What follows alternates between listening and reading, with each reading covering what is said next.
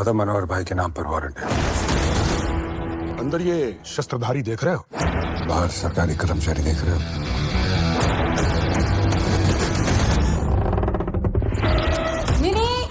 Oh no, लगता है फिर से हो गया ट्रांसफर। तुम्हें मालूम है तुम किसके खिलाफ जा रहे हो? वहाँ की सरकार, वहाँ के सीएम नहीं, दादा भाई चलाते हैं। कौन है ये लल्ला? दोस्तों, आज जिस मूवी की कहानी को हम एक्सप्लेन करने वाले हैं उस मूवी का नाम है रेड 2। अभी ये हाल ही सिनेमाघरों में रिलीज हुई है। इससे पहले कि दोस्तों मैं मूवी की कहानी को शुरुआत करूं, आपसे मेरी गुजारिश है हमारे चैनल को सब्सक्राइब करें और वीडियो को अधिक से अधिक लाइक और शेयर करें। तो चलिए बिना किसी देरी के फिल्म की शुरुआत करते हैं। कहानी शुरू होती है जयपुर शहर से, जहां आयकर विभाग के ईमानदार और निडर अधिकारी जिनका नाम है अमय पटनायक यानी अजय देवगन एक बार फिर एक बड़े काले धन के मामले में छापेमारी करते हैं। अमय पटनायक जो पहले भी कई बड़े घोटालों का पर्दाफाश कर चुके हैं, इस बार निशाना बनाते हैं जयपुर के मशहूर और रसूखदार राजा कुंवर साहब को। राजा का महल देखने में बिल्कुल ही भव्य है, लेकिन उसके अंदर छिपा है करोड़ों का काला धन। अमय अपनी टीम के साथ महल में प्रवेश करते हैं और नियमों के अनुसार एक एक कोना खंगालना शुरू करते हैं। अंततः उन्हें एक भारी मात्रा में नकदी, सोना और बेशकीमती गहने और दस्तावेज भी मिलते हैं, जो यह साबित करते हैं कि राजा ने वर्षों से टैक्स की चोरी कर रखी है। जब राजा को यह सब पता चलता है तो वह बौखला जाता है और अपनी राजनीतिक ताकत का इस्तेमाल करके अमय को रोकने की कोशिश करता है, लेकिन अमय डट कर खड़े रहते हैं और पूरे खजाने को सरकारी कब्जे में ले लेते हैं। इसी बीच मीडिया में एक चौंकाने वाली खबर चलती है कि अमय ने राजा से रिश्वत ली है। साथ में एक वीडियो भी सामने आता है जिसमें अमय को किसी संदिग्ध व्यक्ति से पैसे लेते हुए दिखाया जाता है। यह देखकर पूरे विभाग में हड़कंप मच जाता है और बिना पूरी जांच के अमय का ट्रांसफर कर दिया जाता है एक छोटे से शहर भोज में। भोज एक शांत और छोटा शहर है, लेकिन वहाँ की सत्ता और व्यवस्था पर एक ही आदमी का कब्जा है, मनोहर धनकर, जिसे लोग दादा भाई के नाम से जानते हैं। दादा भाई बाहर से एक समाज सेवी, नेता और शहर का मसीहा दिखाई देता है। हर तरफ उसकी तस्वीरें, मूर्तियां और नाम सुनाई देते हैं। लोग उसे भगवान की तरह पूजते हैं, लेकिन अमय की अनुभवी नजरें जल्दी समझ जाती हैं कि इतना साफ सुथरा दिखने वाला इंसान जरूर कुछ बड़ा राज छिपा रहा है। अमय भोज में अपने नए दफ्तर में काम शुरू करते हैं। उन्हें धीरे धीरे पता चलता है कि इस शहर में सब कुछ नियंत्रण में है, लेकिन किसी ने भी कभी दादा भाई पर उंगली नहीं उठाई। अमय पुराने फाइल्स और रजिस्टर्स को खंगालते हैं, लेकिन वहाँ भी सब कुछ सही और वैध सा दिखता है। तब अमय अपनी टीम के साथ जमीनी स्तर पर जांच करना शुरू करते हैं और शहर के पुराने लोगों, ट्रांसफर किए गए अधिकारियों और सामाजिक कार्यकर्ताओं से बातचीत करते हैं। जांच के दौरान अमय को धीरे धीरे एक बड़ा जाल नजर आने लगता है। सरकारी योजनाओं की फर्जी सब्सिडी, एनजीओ के नाम पर लाखों का गबन, हवाला नेटवर्क और बेनामी संपत्तियां। लेकिन अब चुनौती है कि इन सभी बातों को सबूत के साथ कैसे सिद्ध किया जाए। अमय अपने वरिष्ठ अधिकारी अंजलि कौल से छापेमारी की अनुमति लेते हैं और टीम को तैयार करते हैं।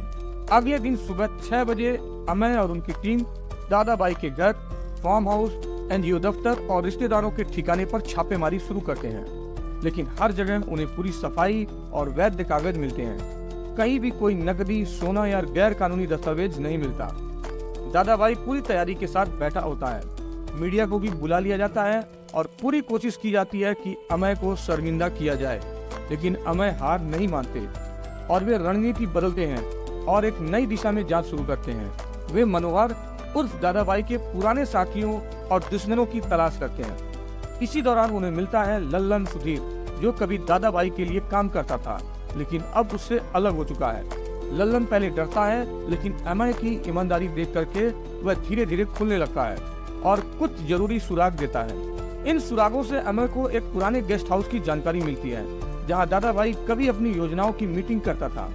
अमय वहां छापा मारते हैं और एक गुप्त लॉकर से एक पुराना रजिस्टर बरामद करते हैं। इस रजिस्टर में कोड वर्ड में सारे लेन देन दर्ज हैं।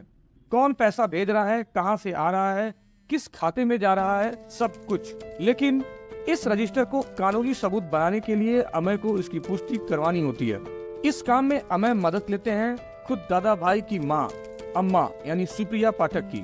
अम्मा एक धार्मिक और आदर्शवादी महिला है, जिन्हें यह अंदाजा होता है कि उनका बेटा अब गलत राह पर बहुत दूर जा चुका है।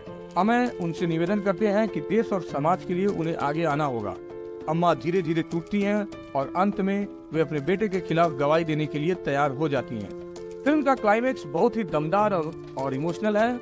अमय एक बड़ी प्रेस कॉन्फ्रेंस बुलाते हैं जहां मीडिया, जनता और विभाग के वरिष्ठ अधिकारी मौजूद होते हैं। अमय वहां दादाभाई के घोटालों का पूरा चिट्ठा खोलते हैं। गवाही, रजिस्टर, लेन देन के सबूत और लल्लन की वीडियो स्टेटमेंट सब कुछ सामने रखते हैं। दादाभाई पहले तो सफाई देता है, लेकिन जब उसकी माँ खुद सामने आकर बोलती है कि उसका बेटा देश का गुनाहगार बन चुका है, तब वह पूरी तरह टूट जाता है। भीड़ जो अब तक दादाभाई को मसीहा मानती थी, अब उसे गद्दार कहती है। दादाभाई को पुलिस गिरफ्तार कर लेती है और कोर्ट में पेश किया जाता है। अमय एक बार फिर साबित करते हैं कि ईमानदार अधिकारी बिना डरे, बिना झुके सिस्टम को भी झुका सकता है। फिल्म में अजय देवगन का अभिनय एक बार फिर प्रभावशाली है। शांत, गंभीर और दृढ़ नायक के रूप में उन्होंने अमय पटनायक के किरदार को और भी गहराई से निभाया है। रितेश देशमुख ने नेगेटिव किरदार को इतने शानदार ढंग से निभाया है कि दर्शक उन्हें देखकर घृणा भी करते हैं और प्रशंसा भी। वाणी कपूर ने अमय की पत्नी मालिनी के रूप में छोटा लेकिन सशक्त किरदार निभाया है। सुप्रिया पाठक ने मां के किरदार में एक भावनात्मक गहराई जोड़ी है जो फिल्म को दिल से जोड़ देती है। अमित सियाल और रजत कपूर का सहयोगी अभिनय भी सराहनीय है। फिल्म की सिनेमेटोग्राफी, बैकग्राउंड म्यूजिक और डायरेक्शन की तारीफ के काबिल है। कहानी की गति थोड़ी धीमी है, लेकिन थ्रिल और सस्पेंस बना रहता है। कुछ गानों में तमन्ना भाटिया और जैकलिन फर्नांडिस ने स्पेशल अपीयरेंस दी है जो दर्शकों को आकर्षित करते हैं। कुल मिलाकर दोस्तों, रेड 2 एक बहुत ही मजबूत स्क्रिप्ट और प्रभावशाली फिल्म है। आपको ये मूवी एक्सप्लेनेशन कैसी लगी हमें कमेंट बॉक्स में बताएं और हमारे इस वीडियो को लाइक करें। हमारे चैनल को सब्सक्राइब करना बिल्कुल न भूलें, साथ में नोटिफिकेशन बेल को दबा लें। तो दोस्तों, मिलते हैं किसी नेक्स्ट मूवी के एक्सप्लेनेशन में। तब तक के लिए दोस्तों, धन्यवाद, अलविदा, जय हिंद।